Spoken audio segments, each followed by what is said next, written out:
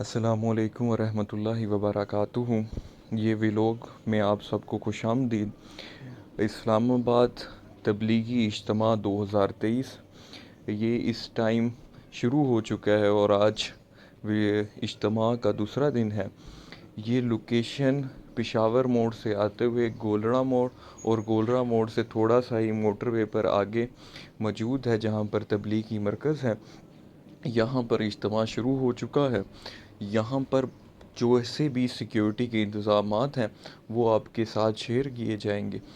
آپ ان سب چیزوں کو دیکھیے، اور جہاں پر مسجد کے انتظامات بھی دکھائے جائیں گے کہ کیسے بہت ہی اعلیٰ قسم کی سہولیات فراہم کی جا رہی ہیں۔ تو اس ویلوگ میں آپ ہمارے ساتھ جڑے رہیے، ساری چیزیں آپ کو اس ویلوگ میں دکھائی جائیں گی۔ سو آپ نے اس ویلوگ کو لائک کریں، شیئر کریں، سبسکرائب کریں، تاکہ یہ ویلوگ زیادہ سے زیادہ لوگوں تک پہنچ سکے۔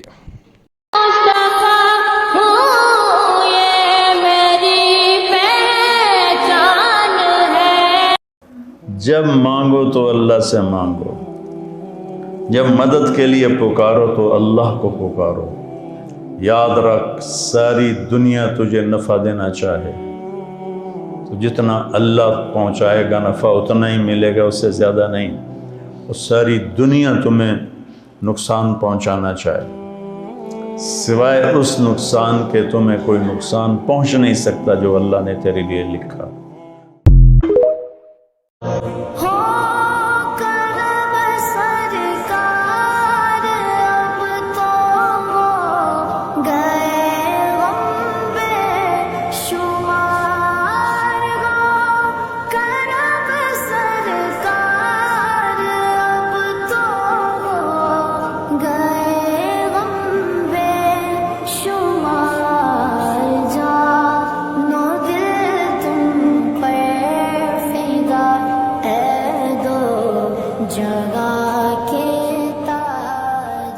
اپنے بچوں کو دوست بناؤ، دوست۔ تمہارے بچے تمہارے دوست بن کر تمہیں اپنا سب کچھ بتائیں۔ ایسی محبت دو بھائی کو، بہن کو، ماں کو، باپ کو، بیوی کو، بچوں کو، کہ وہ تمہارے دیوانے ہوں۔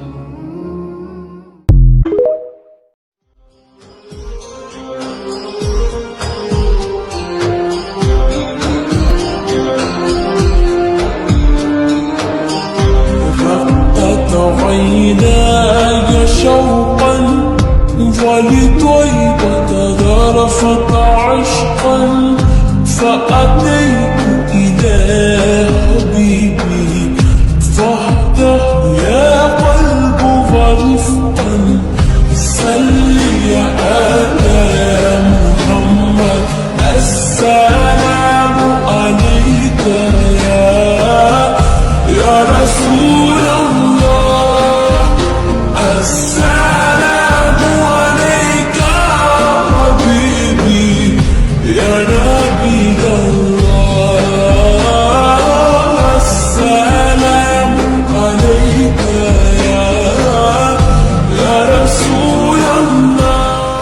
نبی کا فرمان ہے، جس نے صبح صبح ماں باپ کو صرف ایسے جا کے دیکھا، ان کے کمرے میں گیا اور دیکھا اور چلا گیا، نہ سلام کیا نہ حال پوچھا، جنت میں 2 دروازے اس کے لیے کھل جاتے ہیں۔ محمد نبینا بنور هدینا من مکہ حبیبی نور سطع المدینہ من صلی صلاته اتحل بصفاته یا بخت اللي في ظله ماشي يشفع له في مماته۔ نے بتایا تھا کہ جو اذان اور اقامت، جو ہی اذان ہوتی ہے اور نماز کھڑی ہونے کے دوران یہ 10-15 منٹ کا وقفہ ہوتا ہے، آپ نے فرمایا تھا جس کا مفہوم یہ کہ جو اس کے دوران یہ دعا پڑھ لے گا، اللہم تو نبی پاک نے دعا سکھائی، فرمایا 2 نفل پڑھ جا کے اور 2 نفل پڑھ کے میرے وسیلے سے دعا کر۔ کیا کر؟ اللہ سے کہہ کہ اللہ میں تیرے پاس تیرے رسول کا وسیلہ لے کے آیا ہوں، اور پھر کہنا یا محمد انی توجہت علیک، کہنا ہے محمد صلی اللہ علیہ وسلم میں آپ کے وسیلے سے اللہ کی بارگاہ میں حاضر ہوں، اور پھر اللہ سے کہنا کہ اے اللہ تو اپنے نبی کی سفارش میرے حق میں قبول فرما. کون سکھا رہا ہے؟ بولیے کس کو؟ بولیے. کہا جا میرے وسیلے سے جا کے دعا کر. اس دن کے لیے تیاری کرو جب قبروں سے ننگے اٹھائے جائیں گے، جب اللہ کی بارگاہ میں پیش کیے جائیں گے، جب ماں کہے گی میں نے تمہیں جنا نہیں، باپ کہے گا تو میرا کچھ لگتا نہیں، بیوی کہے گی تیرا میرا کوئی رشتہ نہیں، خاوند کہے گا میں تمہیں پہچانتا نہیں، بھائی کہیں گے تو میرا کچھ لگتا نہیں، دوست کہیں گے ہم تو کبھی دنیا میں ملے نہ تھے. لِكُلِّ امْرِئٍ مِّنْهُمْ شَأْنٌ يُغْنِيهِ. ہر آدمی اس دن اپنے حال میں گم ہوگا کہ آج ناکامی یہ نہیں ہے کہ تمہیں IU کی ڈگری نہیں ملی، آج ناکامی یہ ہے کہ جہنم ہے. آج کی کامیابی یہ نہیں ہے کہ تم بہت بڑے افسر بن گئے، بڑے تاجر بن گئے. آج کی کامیابی یہ ہے کہ اللہ تجھ سے راضی ہو کر تجھے جنت دینے والا ہے. میرے نبی کریم صلی اللہ تعالی علیہ وسلم فرماتے ہیں لوگوں اللہ تمہاری ساری دعائیں قبول کرتا ہے، لیکن اس کے 3 طریقے ہیں، 3 جہتیں ہیں دعا کی قبولیت کی. یا تو جو تم مانگ رہے ہوتے ہو رب وہی تمہیں عطا کر دیتا ہے، یا وہ تمہارے حق میں بہتر نہیں ہوتا جو تم مانگ رہے ہو. تم بے شک بڑے بے چین ہو، بڑے تڑپ رہے ہو. میں ایک مثال دے چکا ہوں پہلے کہ بچہ ایڑیاں مار رہا. یا تو جو تم نے مانگا ہے تمہارا رب تمہیں وہی دے دیتا ہے، یا وہ تمہارے حق میں بہتر نہیں ہوتا تو اللہ اس کے بدلے تمہیں کوئی اور چیز دے دیتا ہے. اور حضور فرماتے ہیں کئی دفعہ یہ ہوتا ہے کہ تمہارے حق میں کچھ بھی بہتر نہیں ہوتا، دعا تمہاری اللہ پھر بھی رد نہیں کرتا. تیسری صورت میں رب تمہاری دعائیں ذخیرہ کر لیتا ہے اور ان دعاؤں کے بدلے اللہ قیامت میں تمہیں اجر عطا فرما دے گا. اگر شراب اور شربت میں فرق نہیں ہے، زنا اور نکاح میں فرق نہیں ہے، حلال اور حرام میں فرق نہیں ہے، جھوٹ اور سچ میں اگر فرق نہیں ہے، ناپ تول میں کمی اور ترازو کے صحیح تول میں فرق نہیں ہے، ظلم اور انصاف میں فرق نہیں ہے، محبت اور نفرت میں فرق نہیں ہے، تو پھر کربلائیں والے کیا تھے؟ نادان تھے. کربلا تو ایک نہیں ہے، کتنی کربلائیں ہیں. ہاں وہ بہت بڑی تھی. اس کے بعد ہر وہ مجمع، عورت یا مرد، افراد یا بچہ جو اللہ کے نام پہ اپنی جان کے نذرانے پیش کر گیا اور ظالموں کے ظلم کا شکار ہوا، یہ سب کربلا کے ساتھ، یہ سب حسینی قافلے کے ساتھ ہوں. خوش قسمت بندہ ہوتا ہے جسے کوئی ایسا شخص مل جائے جو اس کی تکلیف کا احساس کرے. میرا زمانہ اس طرح کا ہے جس میں لوگ غرض مندوں سے تو دنیا بھر گئی پر درد مندوں سے خالی ہو گئی. وہ بڑا خوش بخت ہے جسے کوئی ایسا شخص ملے جو اس کے لیے کبھی دعا مانگے، کبھی اس کے لیے رو دے. اللہ فرماتا ہے کہ جب کوئی مجھے یہ کہہ کے پکارتا ہے نا ارحم الراحمین، تمام رحم کرنے والوں سے بڑھ کر رحم کرنے والا، تو اللہ فرماتا ہے جب مجھے کوئی یہ کہتا ہے اور پھر وہ 3 بار کہہ دیتا ہے تو فرمایا کہ پھر میری رحمت یہ گوارا نہیں کرتی کہ میں اس کے ہاتھ میں خالی کیسے لوٹاؤں. تو پھر میں یہ نہیں دیکھتا کہ یار یہ گناہ گار کتنا ہے، یہ نکما نکارا کتنا ہے، کوئی عمل اس کے پلے ہے کہ نہیں. فرمایا پھر میں یہ نہیں دیکھتا، پھر میں یہ دیکھتا ہوں یہ مجھے میری کس صفت سے پکار رہا ہے.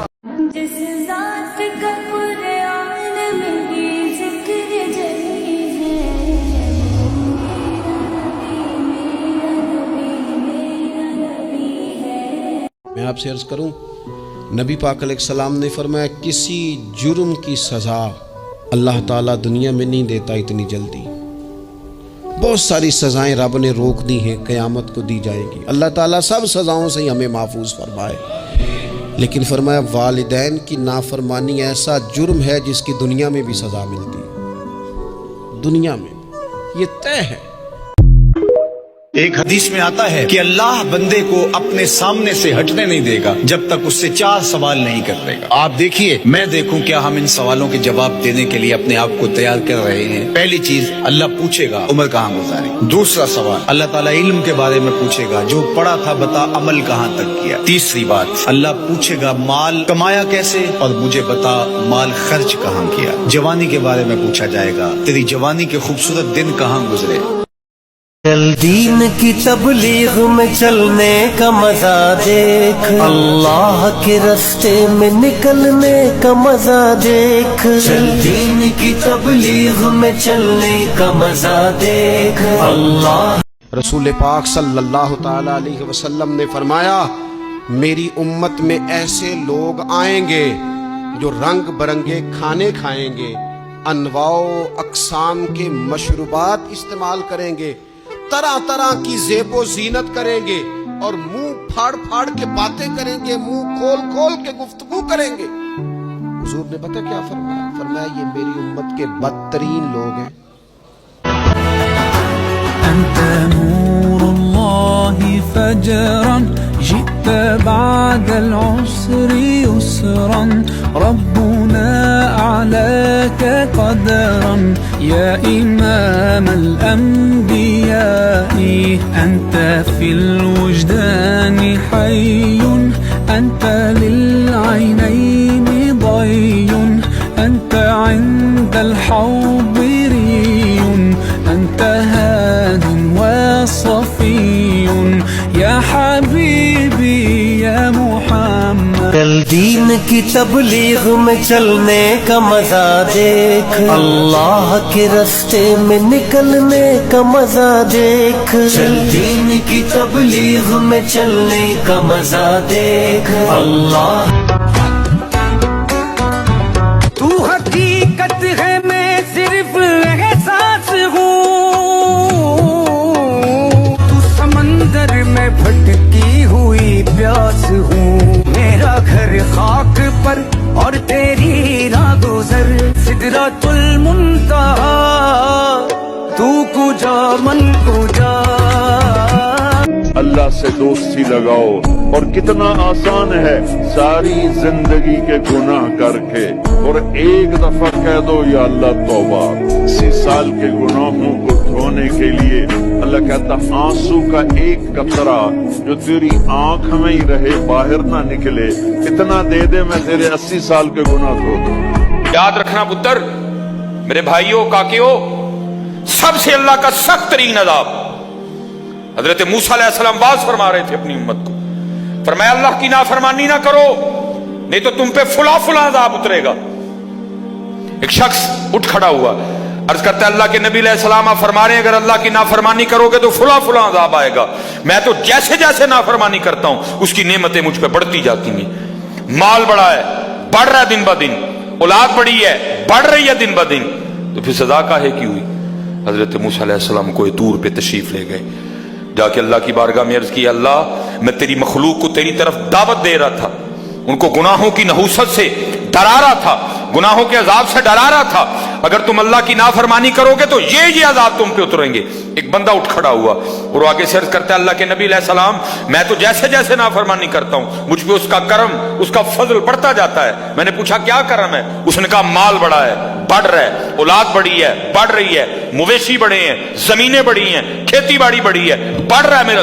اللہ پاک نے فرمایا میرے کلیم، میرے جو عذاب کے انداز ہیں، میری جو عذاب کی صورتیں ہیں، ان میں سے جو سخت ترین عذاب ہے اس وقت میں نے اس بندے کو وہ عذاب دے رکھا. عرض کی رب کریم کیا ہے تیرا سب سے سخت ترین عذاب؟ فرمایا میرے کلیم جس سے میں سب سے زیادہ ناراض ہوتا ہوں اس سے میں توفیق سجدہ چھین لیتا ہوں. اپنے آئی فون پہ خوش نہ ہو، کسی سوسائٹی میں گھر بنا کے خوش نہ ہو، برانڈ کے کپڑے پہن کے خوش نہ ہو. اصل شانوں والا وہی ہے جس کو توفیق سجدہ ہے. ہاں نہ بھائی شیطان کے دھوکے میں آنا.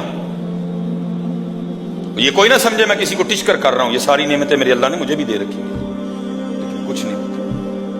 توفیق سجدہ، اسے توفیق سجدہ نہیں فرمایا سخت ترین عذاب میں مبتلا ہے، میں نے اس سے توفیق سجدہ چھین لی ہے. मैंने इससे अपना नाम लेने की तौफीक छीन ली है। ना धोखे में आना है। जिससे वो राजी होता है, जिससे वो खुश होता है, उसे तौफीक सजदा देता है।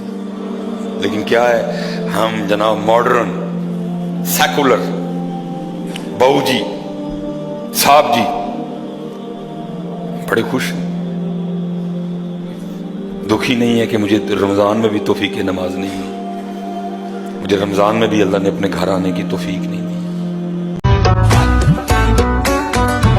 तू हकीकत है, मैं सिर्फ एहसास हूँ। तू समंदर में भटकी हुई प्यास हूँ। मेरा घर खाक पर और तेरी राहगुज़र सिदरतुल मुंतहा। तू कुजा मन कुजा। फूल खिलते हैं पड़ पड़ के सल्ले अला। झूम कर कह रही है ये बादे सबा। ऐसी खुशबू चमन के गुलों में कहाँ, ऐसी खुशबू चमन के गुलों में कहाँ, जो नबी के पसीने में मौजूद है।